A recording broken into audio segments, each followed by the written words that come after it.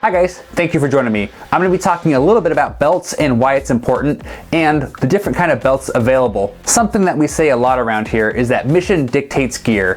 What you're doing with your carry setup is going to affect what kind of gear you have. If you're running and gunning, you're probably going to want something a lot stiffer than what we have here. But if you're looking just to kind of carry every day, something you just take to the store with you, just your normal everyday belt, then we have some options here that we'd like to talk about. So one of the things that we need to consider when we're picking a belt is what thickness of belt do I want? And typically belts come in either 1.5 inch or 1.75 inch, or 2 inches if we're talking kind of the heavy duty tactical duty belt, which is not really an EDC, so we're not going to get into that.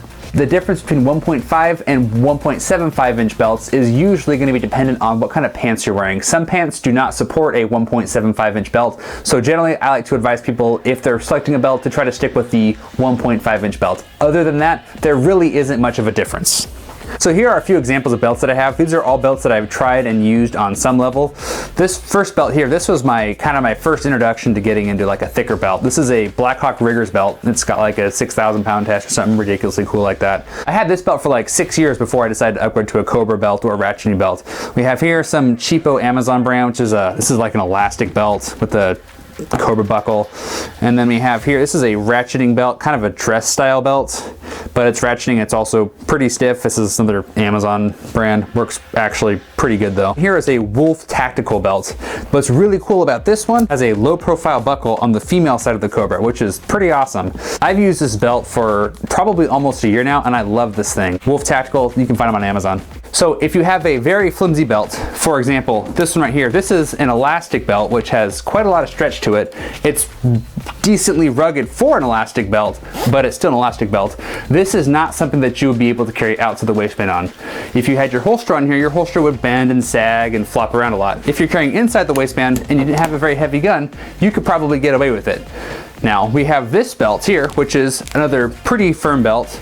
It's not super firm, but it's good enough for a light outside the waistband carry.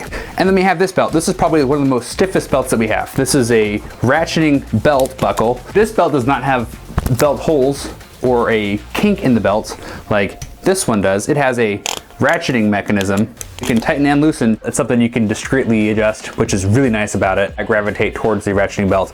I've worn it a bunch. I like this one a lot. And then here, this is the Wolf Tactical one. As I said before, I like this thing a lot. This thing is pretty freaking cool. It's kind of a set and forget. You can't adjust it, but it's just easy on, easy off. That's the nice thing about it. Now, the thing that I like about the ratcheting belts is if I have a nice Thanksgiving dinner and I decide I want more slack around my waist, I can just hit this lever here and I can just easily adjust the belt very discreetly while I'm still wearing it without having to make a big scene. You can't really discreetly adjust the belt with the Cobra belts or the Rigger belts.